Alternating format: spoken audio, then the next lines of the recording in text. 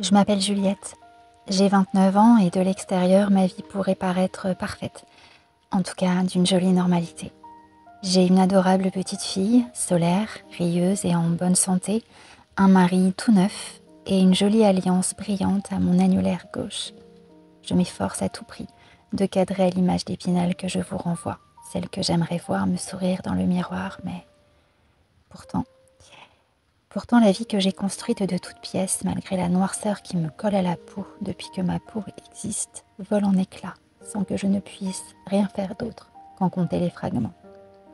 Tout m'échappe, et là, tout de suite, je n'ai pas envie que ce soit déjà le matin. Pitié. Dites-moi que la nuit est encore d'encre dehors, qu'il me reste du temps pour me draper de silence, que ce n'est pas encore l'heure de replonger, malgré moi, dans cet infernal manège devenu mon quotidien. J'ai la tête dans un étau, le cœur criblé de balles virtuelles, et je me demande combien de temps encore je pourrai respirer sans m'asphyxier, combien de jours je pourrai maintenir ce stoïcisme affiché, à faire semblant que je suis imperméable à la menace, à l'intimidation, et surtout que je n'ai rien à cacher.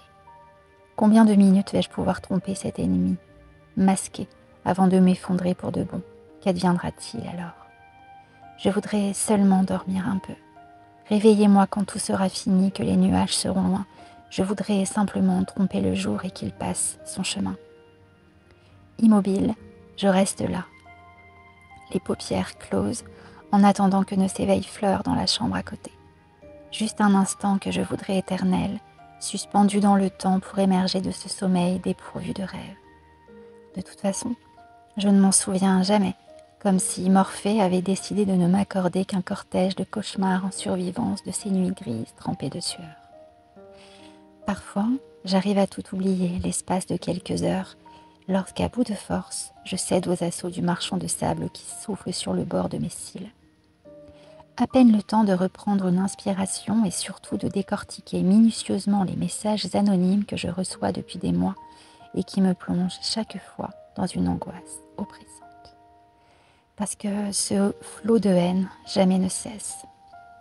Jour après jour, nuit après nuit, un danger sourd, muet, invisible et sans visage me traque, où que je sois, dans l'intimité de mon appartement, dans le bus qui me conduit au travail, à chaque instant de mon quotidien sans que je ne sache ni où, ni quand, ni avec quelle stratégie ce fou frappera au prochain coup sur cet échiquier qui est devenu ma vie à mes dépens.